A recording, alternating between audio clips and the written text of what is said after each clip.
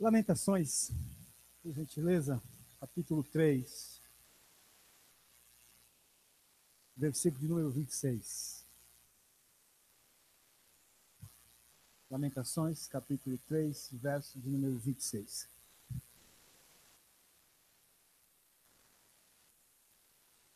Achamos? Bom é aguardar a salvação do Senhor, e isso em silêncio. Repita comigo e diga: bom é aguardar a salvação do Senhor, e isso em silêncio. O ser humano, por natureza, ele é impaciente.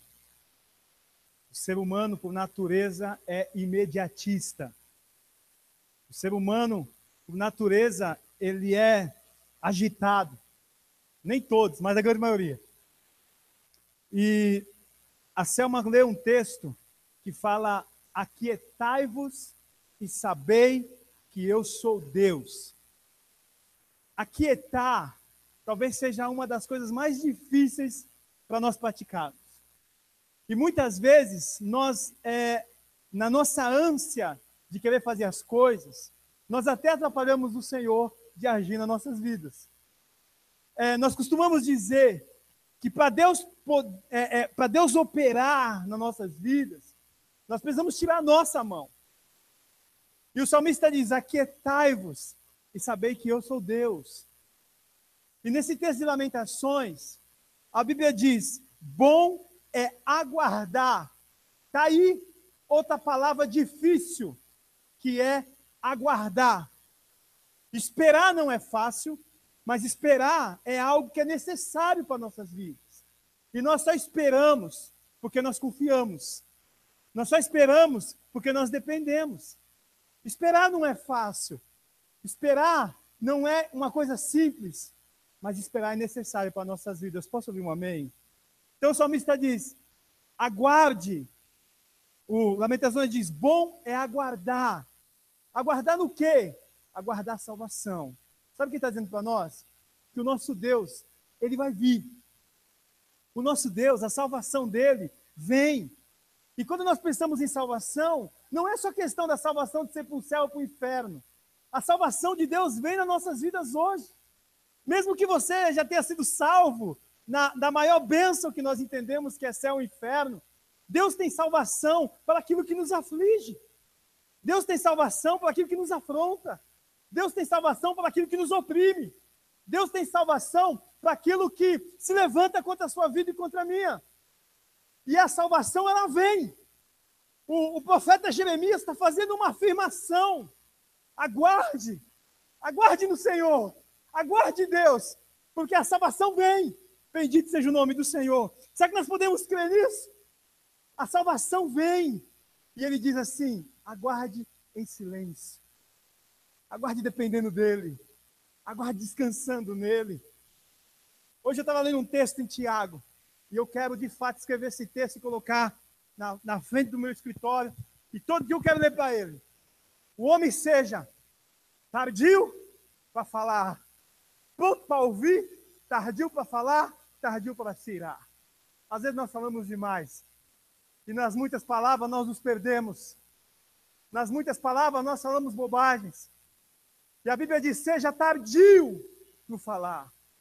Aguarde a salvação em silêncio, porque ele virá para nos salvar. Bendito seja o nome do Senhor Jesus. Eu queria dizer para você essa palavra para encorajar a sua fé. Bom é aguardar a salvação do Senhor em silêncio. Dependa dele, creia nele, aguarde nele, porque ele, o Senhor Jesus, tem salvação para nossas vidas, em nome de Jesus. Posso ouvir um amém aí? Glória a Deus.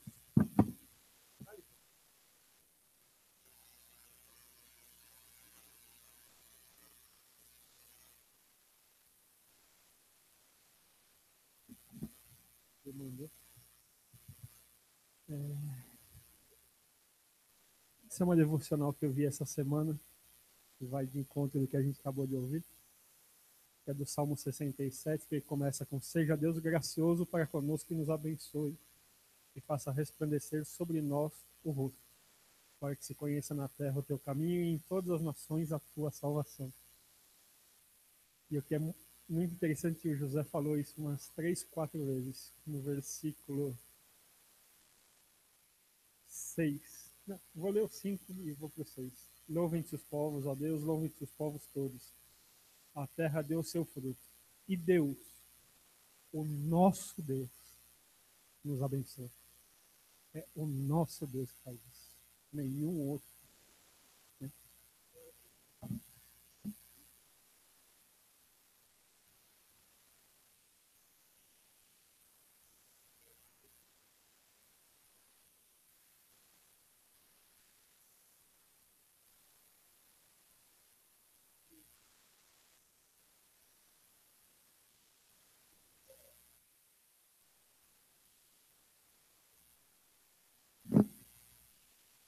Abra, por favor, o Provérbios, capítulo 13.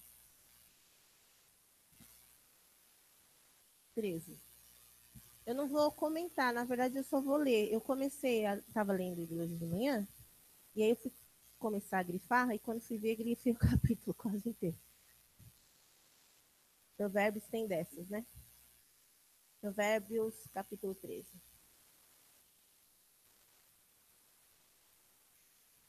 Que você receba a sua porção só na leitura, que a palavra fala por si, amém? O filho sábio ouve a instrução do pai, mas o escarnecedor não atende à repreensão. Do fruto da boca o homem comerá o bem, mas o desejo dos pérfidos é a violência. O que guarda a boca conserva sua alma, mas o que muito abre os lábios, assim mesmo se arruína. Nem lembrava que tinha isso aqui, José. Glória a Deus. O preguiçoso deseja e nada tem, mas a alma dos diligentes se farta. E eu escrevi aqui que o Senhor me torne diligente. E a gente tem que ler a Bíblia já fazendo umas orações e aplicando para nós, né? Já aprendi. Estou aprendendo. O justo aborrece a palavra de mentira, mas o perverso faz vergonha e se desonra. A justiça guarda ao que anda em integridade, mas a malícia subverte ao pecador. Uns se dizem ricos sem terem nada, outros se dizem pobres sendo muito ricos. Com as suas riquezas se resgata o homem, mas ao pobre não ocorre ameaça. A luz dos justos brilha intensamente, mas a lâmpada dos perversos se apagará. Da soberba só resulta contenda, mas com os que se aconselham se acha sabedoria. Os bens que facilmente se ganham, esses diminuem, mas o que ajunta a força do trabalho terá aumento. A esperança que se adia faz adoecer o coração, mas o desejo cumprido é árvore de vida. Que despreza a palavra, ela se apenhora, mas o que teme o mandamento será galardoado. O ensino do sábio é fonte de vida para que se evitem os laços da morte. A boa inteligência consegue favor, mas o caminho dos pérfidos é intransitável. Todo prudente procede com conhecimento, mas insensato espraia a sua loucura. O mau mensageiro se precipita no mal, mas o embaixador fiel é medicina. Pobreza e afronta sobrevêm aos que rejeitam a instrução, ao que rejeita a instrução. Mas o que guarda a repreensão será honrado. Aleluia. O desejo que se cumpre agrada a alma, mas apartar-se do mal é abominável para os insensatos. Quem anda com os sábios será sábio, mas o companheiro dos insensatos se tornará mau. A desventura persegue os pecadores, mas os justos serão galardoados com o bem. O homem de bem deixa herança aos filhos de seus filhos, mas a riqueza do pecador é depositada para o justo. Olha isso. A terra virgem dos pobres dá mantimento em abundância, mas a falta da justiça o dissipa. O que retém a vara aborrece seu filho, mas o que o ama cedo o disciplina. O justo tem o bastante para satisfazer o seu apetite, mas o estômago dos perversos passa fome. E só sobre esse verso 25, o justo tem o bastante para satisfazer o seu apetite. E não só de comida. O justo vai ter sempre o suficiente, principalmente se ele tiver fome e sede de justiça. Bem-aventurado os que têm fome e sede de justiça, porque serão fartos. Nós não vamos ter falta de nada, porque o Senhor, ele nos sustenta. Amém? Glória a Deus, é isso.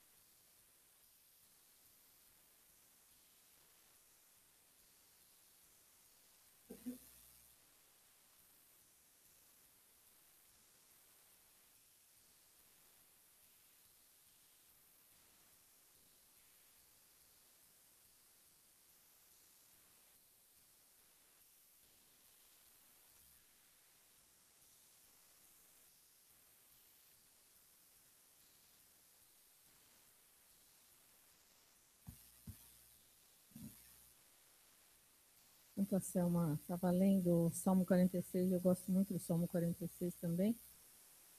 Me veio o Salmo 42,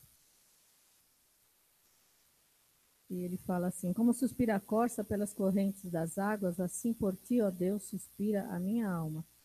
A minha alma tem sede de Deus, do Deus vivo. Quando irei e me verei perante a face de Deus? As minhas lágrimas têm sido o meu alimento dia e noite, enquanto me dizem continuamente: o teu Deus, onde está? Lembro-me destas coisas e dentro de mim se me derrama a alma, de como passava eu com a multidão de povo e os guiava em procissão à casa de Deus, entre gritos de alegria e louvor, multidão em festa. Por que estás abatido, ó minha alma? Por que te perturbas dentro de mim? Espera em Deus, pois ainda o louvarei. A Ele, meu auxílio e Deus meu. Sinto abatida dentro de mim a minha alma. Lembro-me, portanto, de ti, nas terras do Jordão e no monte Hermon, e no outeiro de Mizar. Um abismo chama outro abismo, ao fragor das tuas catadupas. Todas as tuas ondas e vagas passaram sobre mim.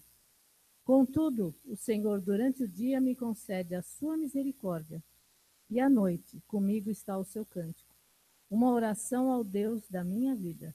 Digo a Deus, minha rocha, por que te olvidaste de mim? Por que hei de andar eu lamentando sobre a opressão dos meus inimigos? Esmigalham-se-me os ossos, quando os meus adversários me insultam, dizendo, o teu Deus, onde está? Por que estás abatida, ó minha alma? Por que te perturbas dentro de mim? Espera em Deus, pois ainda o louvarei. A Ele, meu auxílio e Deus meu. Amém? Aleluia.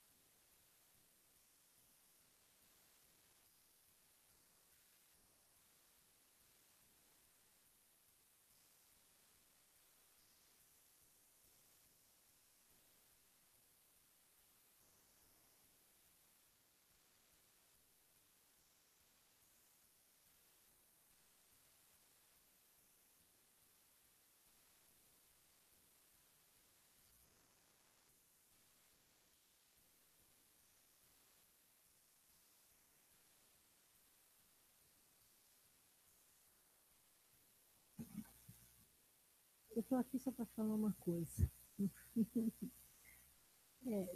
Todos nós vimos o rapaz aí, né? A Anice disse que ele tem 19 anos, que ele é uma criança.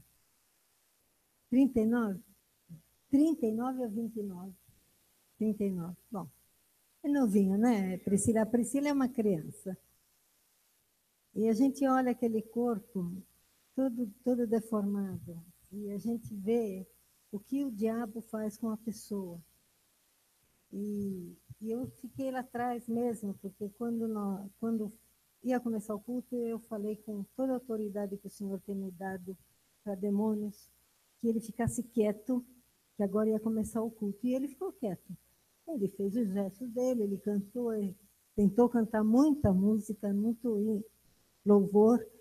Se vê que ele conhece alguma coisa, mas tudo estragado por dentro, e a mente estragada, de droga, de bebida, cheirando muito a álcool, né? E dá uma pena, uma dó aqui dentro, né? E ele queria saber se a Anice falou com a mãe dele, e é uma coisa assim, deprimente. E eu fiquei pensando, como nós somos impotentes. Um pouquinho eu consegui segurar, eu não, o Senhor. Fiquei lá. O nosso amigo ali também sofreu ali, tentando vigiar. Mas ele entrou e ele saiu endemoniado. E eu fiquei pensando, falei para o Senhor, Senhor, se esse homem está aqui e não vai, ele vai embora. Mas se o Senhor tem um plano na vida dele, e se manifesta esses demônios, e que alguma coisa aconteça para que ele possa ouvir a palavra. Sabe, é difícil, né? Então, eu acho que a gente precisa começar a pensar mais. Deus vai trazer muitos. Eu estava lembrando quando nós ainda estávamos em casa, que vocês eram bem meninos, e que vocês iam muito lá em casa, e que vocês olhavam uma época, tinha um mapa lá na parede de um dos quartos, e vocês falavam, vão chegar muitos drogados, muitos efeminados, muitos assim, e que a igreja vai cuidar. E eu estava lembrando disso agora, mas o Senhor precisa nos ensinar a trabalhar. E a trabalhar rápido, porque nunca mais nós vamos ver esse rapaz, a não ser que Deus traga. Nós precisamos aprender a lutar e a guerrear contra o nosso inimigo, que é o próprio Satanás. Eu vim aqui me desabafar um pouco, porque eu fiquei triste. Mas, ao mesmo tempo, sabendo, o Senhor cuidou de nós, e o Senhor é o dono dele também. Né? O Senhor sabe todas as coisas. Amém.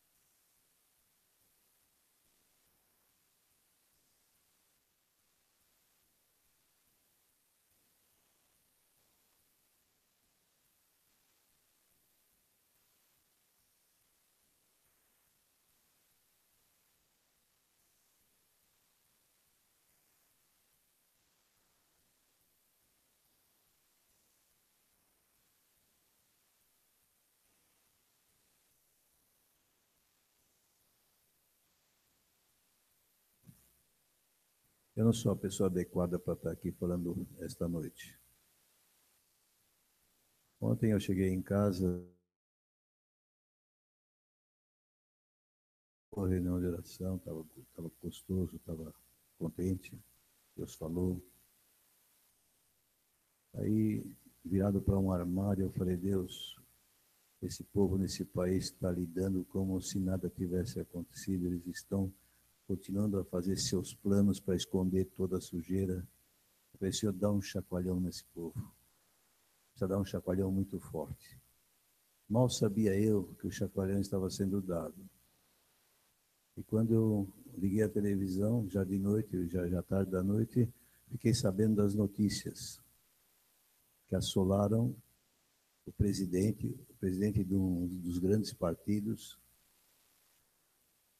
e ninguém sabia o que fazer. Vi que o Congresso fechou as suas sessões.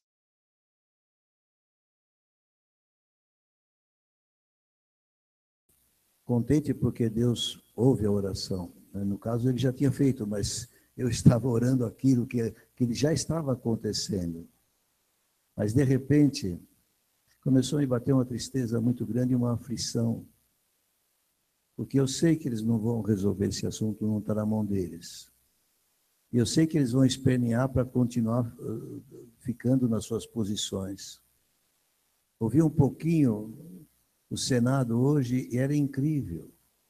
Senadores com o rabo preso em tudo quanto é ratoeira e falando que a solução tem que ser os políticos é que tem que dar. Como diz assim, ninguém pode pôr a mão aqui, nós é que temos que decidir o que vamos fazer, mas eles estão absolutamente atolados na lama. E o que meu coração passou de hoje de tristeza, de ficar para baixo, não é porque não creio em Deus, eu sei que Deus faz todas as coisas, mas eu sei que às vezes demora um pouco.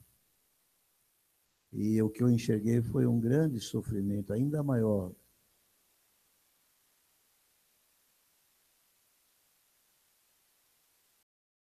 Algo que possa ser feito. Nós podemos esperar em Deus e aquietar-nos, como foi dado o recado aqui hoje. E temos que nos aquietar, mas temos que orar. A nossa boca tem que abrir, mas tem que abrir em guerra contra as trevas nesse país, que elas estão dominando de uma forma que nem este chacoalhão. Será que Deus, eu vou ter que pedir chacoalhões ainda maiores do que esse? Porque o que eles falaram hoje, eu ouvi, me deixou profundamente abatido, porque não saiu uma palavra sensata da boca daqueles que deviam falar, nem jornalista, nem comentarista, nem político, nem chefe de Estado, nem coisa nenhuma, nem juiz, nada, nada. Eu pergunto, de onde Deus vai tirar alguém que possa pelo menos liderar e conduzir esta nação? A Bíblia fala, feliz é a nação cujo Deus é o Senhor. O Senhor tinha me mostrado algo que eu não sei se é boato, o que é, mas ela mostrou, eu vi o Temer falando que precisava proibir a Bíblia no país. Eu não sei se ele falou isso, estava entre aspas. Mas se ele não falou, é o que eles estão fazendo, nas várias leis que eles estão fazendo. Mas Deus ainda é Deus. E eu lembro da palavra que diz que o Senhor se ri deles, enquanto eles tramam as suas coisas. Quando fala da morte de Jesus, diz que todos se reuniram a uma, os principados de Roma, de Jerusalém, dos judeus, para tramar contra o Senhor e contra o seu ungido. Mas aquilo que para eles era o fim, a morte do Messias, era, na verdade, o começo da redenção. Ela demora ainda. Acho que nenhum de nós tem pressa de partir, a não ser que seja para ir para os braços do Senhor já, né?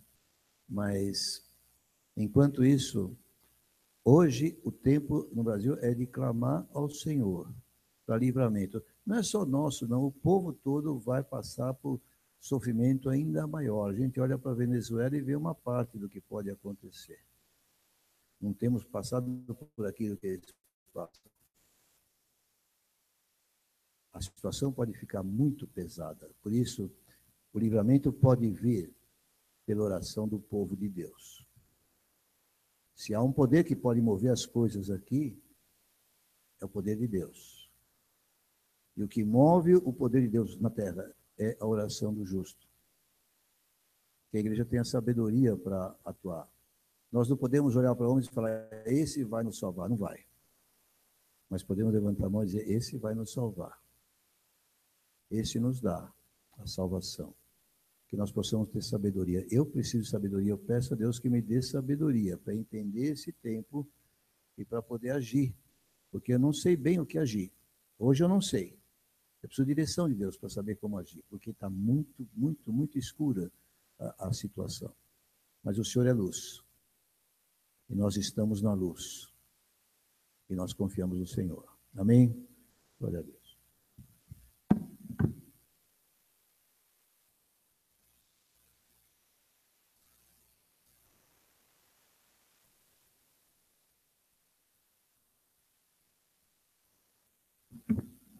Já que o pastor falou isso, eu também acordei assim, eu não consegui nem dormir direito com essa notícia, e eu fiquei pensando, Senhor, mas o que vai ser do futuro dos nossos netos, dos nossos filhos?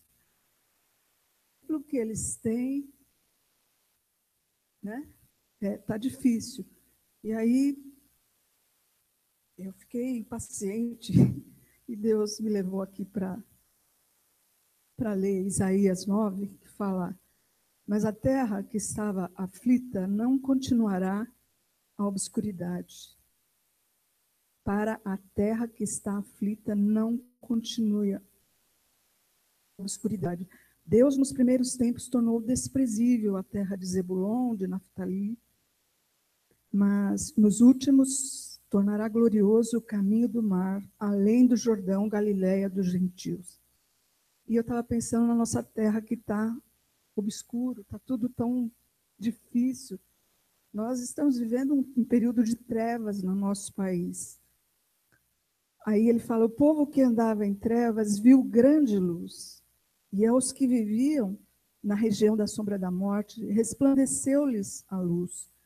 Tens multiplicado este povo, a alegria lhe aumentaste. Alegram-se eles diante de ti. Como se alegram na ceifa e como exultam quando repartem os despojos. Tiraste o jugo que pesava sobre eles, a vara dos ombros e o cetro do seu opressor, midianitas.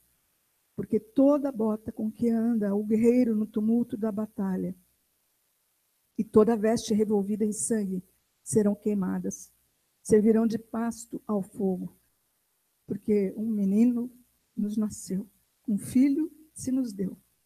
E o governo está sobre os seus ombros, e o seu nome será maravilhoso conselheiro, Deus forte, Pai da eternidade, príncipe da paz. Então, o governo, apesar desse desgoverno que a gente está vendo, o governo ainda está sobre os ombros do nosso Senhor. E nós podemos confiar, porque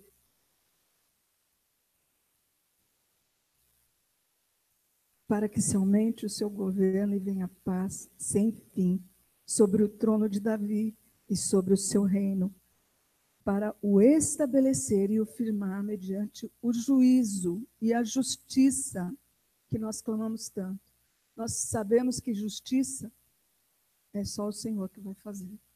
Os homens não têm condições. A gente chama Supremo Tribunal Federal. Que Supremo é esse? Que não tem justiça nenhuma, que busca os seus próprios interesses, que julga com parcialidade. Só Deus, para julgar justamente, né? Para fazer um juízo e a justiça. Desde agora e para sempre. O zelo do Senhor dos Exércitos fará isto. Então, isso acalma o nosso coração. Porque nós sabemos que temos um Deus que pode fazer a justiça, aquela que os homens, nós não podemos esperar nada deles. Não podemos esperar nada, mas como corpo de Cristo que nós somos aqui nessa terra, nós temos o Senhor Jesus como cabeça, E nós podemos agir aqui nessa terra ainda para levar a salvação para aqueles que ainda não têm essa esperança que nós temos. Glória a Deus. Nós vemos tudo isso e sabemos que 1000 cairão ao meu lado, 10.000 à minha direita, mas eu não serei atingido. E quem não tem Jesus como Salvador? Então, a nossa missão ainda aqui na terra, até que o nosso Senhor venha para, com o sopro dos seus lábios, destruir o inimigo. Porque o anticristo já está reinando nessa terra. O anticristo já está aí. Ele está dominando tudo o que ele pode. Enquanto ele consegue, né? Mas a igreja está aqui para manifestar o reino. Ele nos resgatou do império das trevas e nos transportou para o reino do Filho do seu amor. Nós somos o reino de Deus nessa terra. Nós somos a ação de Deus nesse mundo tenebroso. Glória a Deus. Que nós possamos fazer e buscar a sabedoria que o pastor estava falando. Porque é só com a sabedoria de Deus que nós podemos manifestar esse reino. Né? Amém? Glória a Deus.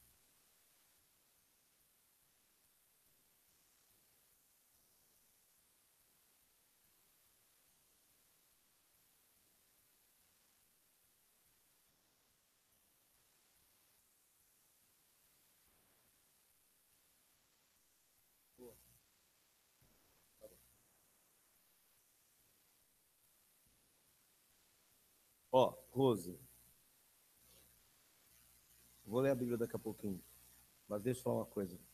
Eu não sei se foi ano passado ou retrasado. Eu estava meditando sobre muitas coisas e houve uma época em que eu achei que eu devia escrever nas redes sobre meus posicionamentos, minhas ideias acerca das coisas que aconteciam nesse cenário. Hoje eu entendi que não vale a pena fazer nada disso. Por um motivo muito simples. Eu nasci nesse país aqui porque Deus quis, mas eu podia ter nascido em qualquer outro lugar do mundo.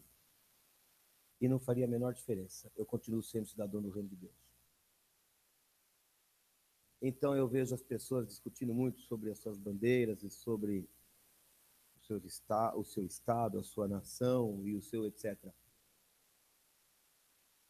Eu podia ter nascido na Armênia.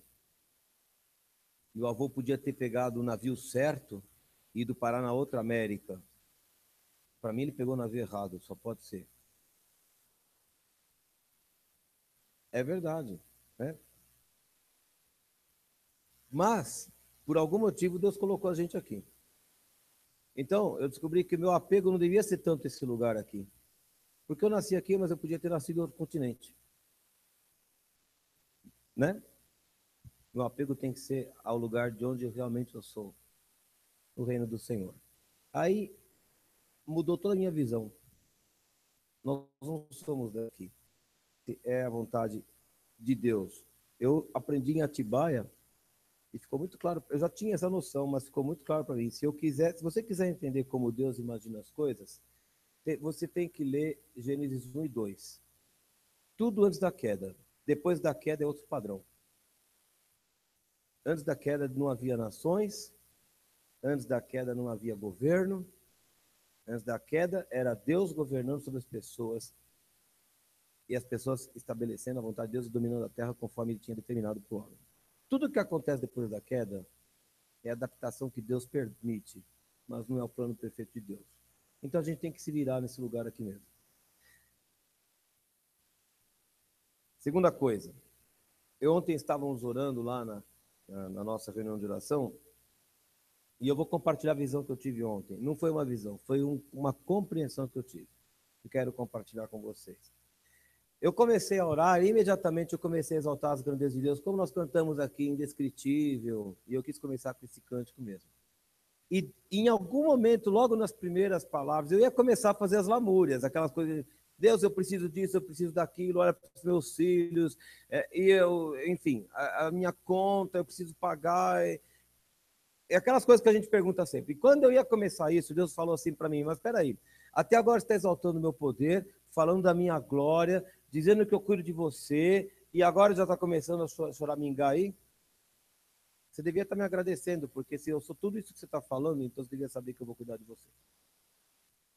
E aí eu não consegui mais pedir nada, entendeu? Porque ficou meio sem sentido ficar pedindo a um Deus que eu já tinha dito que eu sabia que era fiel, que supre, que atende, que cuida, porque ele prometeu, então ele vai fazer. Não estou dizendo que eu não tenho que fazer a minha parte, não estou dizendo que eu não tenho que me preparar, me organizar, não posso ser doidivanos e sair gastando dinheiro de qualquer jeito, não é nada disso. Deus os ama. E ele diz que não cai fio de cabelo de nossa cabeça. Né? E ele promete, em uma das cartas de Paulo agora, fala que o Senhor promete comida e com que nos vestir. E nunca falta. E ele vai fazer assim. Né? Capítulo 28 de Isaías. Eu estou dando pequenas bicadas aqui. E daqui a pouco eu vou falar completar alguma coisa que minha mãe disse e que eu andei pensando também enquanto você falava, viu, mãe? Mas eu quero compartilhar um texto que eu li ontem e que me chamou muita atenção na minha leitura diária. Isaías 28, versículo 23. Inclinai vossos ouvidos e prestai atenção à minha voz. Escutai e atentai ao meu discurso. Porventura, o lavrador que semeia lavra sem parar? Fica o tempo todo cavando e gradeando a terra? Claro que não. Depois de nivelar o solo, ele não espalha o endro, semeia o cominho, lança o trigo em eiras, a cevada no terreno próprio e a espelta, o trigo duro nas margens? Tem lugar certo para colocar cada semente. Tem o tipo de solo bem preparado para cada tipo de plantação. Ora, o seu Deus lhe dá toda a orientação necessária e lhe ensina o caminho. Por isso, não se debulha o endro com instrumento de trilhar. E sobre o cominho, não se faz passar roda de carro. Retira-se o endro com vara e o cominho com bastão de madeira. Também é preciso sabedoria para moer o cereal e fazer pão. Por essa razão, ninguém o fica malhando para sempre. Fazem passar as rodas da trilhadeira sobre o trilho, mas os seus cavalos não o trituram. Todo esse conhecimento vem da parte de Jeová dos exércitos, o Senhor dos exércitos, magnífico em conselhos e maravilhoso em sabedoria. Eu estava ontem comentando que esse texto mexeu comigo quando eu li. Eu já tinha, na verdade, quando você falou que já tinha comentado, eu já tinha me lembrado, não lembro se foi nessa, mas eu lembro de você ter falado sobre isso. Sabedoria para cada circunstância. Mas não são todas iguais. Não se plantam do mesmo jeito, não se colhem no mesmo tempo e nem da mesma maneira. E Deus ensina ao lavrador como fazer com cada semente, e o tempo de colheita, e o jeito de plantar, e a região onde brota mais. E nós temos direito a essa sabedoria de Deus. Primeiro que Deus não faz tudo do mesmo jeito. Deus vai fazer sempre de um jeito diferente com cada um de nós. A sua história não vai ser igual à minha, porque Deus é de uma sabedoria multiforme, e Ele vai trabalhar assim conosco.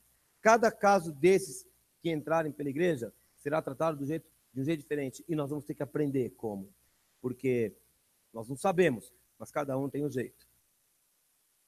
Mas a sabedoria do Senhor será dada a nós. O lavrador sabe o que fazer com a semente na mão. E a Bíblia fala que nós somos semeadores, e o semeador só é a semear, e joga a semente. E o Senhor vai nos dar a sabedoria para jogar a semente e para colher os frutos depois. Amém? Queria dizer mais uma coisa. Não há nenhuma diferença diante de Deus entre uma pessoa que entra nesse estado e uma pessoa que veste um colarinho em Brasília. Tudo que você vê é o que o pecado faz com a pessoa. A lição que eu tiro dessas coisas é como o pecado é feio.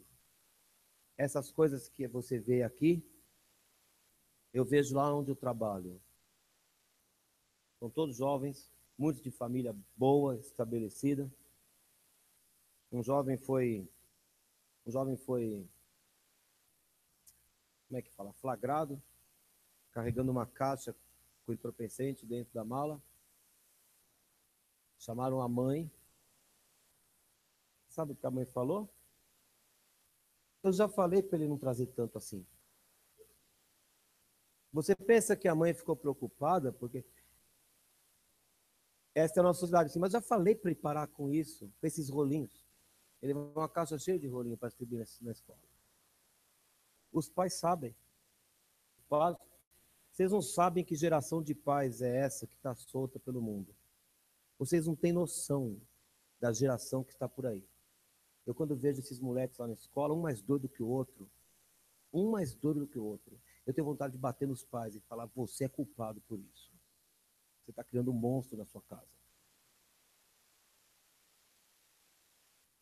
E quando você diz para esse jovem como o pecado é feio, eu tenho um aluno, a família é produtora de cerveja para consumo próprio. Eles, lá de Rondônia, eles fabricam a cerveja. E ele dá as festas. Eles não vendem na praça, você não encontra o produto deles. Quer beber a cerveja dele? Professor, vai lá tomar um churrasco, vamos lá no churrasco lá, você vai tomar uma cerveja. Eu falei: meu querido, não vai dar certo, eu não vou. Eu não bebo. Meu negócio é com Jesus. Você pensa que ele tem 20 anos? Tem 17. Já passou por mais de 5 escolas. E vai continuar passando de escola em escola e reprovando ano após ano. E não consegue enxergar como o pecado é feio. A feiura do pecado. A feiura do pecado faz isso com as pessoas. O que você vê ali é uma pessoa despida da honra, da dignidade com que Deus nos criou. E é isso que é triste. Mas não é tão triste, ou é tão triste, quanto uma pessoa que está sentada numa cadeira de parlamentar fazendo a legislação e se corrompendo da mesma forma, só que de uma outra maneira. Mas é tão triste quanto. A lição que fica para mim é que essa igreja, em nome de Jesus, aprenda a odiar o pecado como Deus odeia. E que a igreja ganhe o poder e a graça de Jesus para mostrar para o mundo como o pecado é feio. Como o pecado é feio. E que a igreja seja usada pelo Senhor para combater o pecado dentro dela, em primeiro lugar, e depois lá fora. Em nome de Jesus.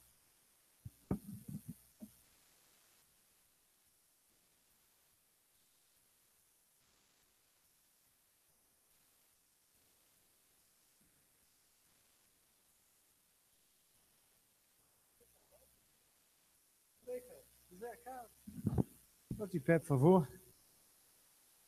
Glória a Deus. Pai, nós te louvamos porque o Senhor é um Deus que está acima de tudo, acima de todos, e nada foge do teu controle. Pai, nós queremos orar pela nossa nação. A tua palavra diz que muito pode por sua eficácia a súplica do justo. O Senhor sabe o que está acontecendo, o Senhor sabe a corrupção, as coisas tão horríveis que estão sendo feitas lá em Brasília. País. Nós pedimos ao Senhor: tem misericórdia desse povo, Jesus. Tem misericórdia dessa nação. Deus sara a nossa nação. Diz que se nós nos humilhássemos e clamássemos ao Senhor, tu virias. Há um exército de intercessores por essa nação, clamando socorro ao Senhor, que é o Deus sobre todos os deuses. Ele que inclina o coração do rei. Tu és aquele que muda príncipes, tu és aquele que muda autoridades. Senhor, tem misericórdia, Senhor. Tem misericórdia dessas pessoas que estão cegas pelo inimigo. A Bíblia diz que o príncipe desse mundo cegou o entendimento. E nós, como igreja do Senhor Jesus, clamamos a Ti. Intervém, Senhor. Intervém nesse país. Faça a limpeza que seja necessário fazer. E nós queremos dizer, Pai, que a nossa esperança está em Ti. Ela não está em homens, não está em políticos, não está em ninguém. Está no Senhor. E cremos que o Senhor tem poder para levantar pessoas, levantar uma igreja forte, que glorifique e honre o teu nome, e que ore para que veja principados e potestades caindo por terra no nome de Jesus. Leva-nos em paz, em nome de Jesus. Amém.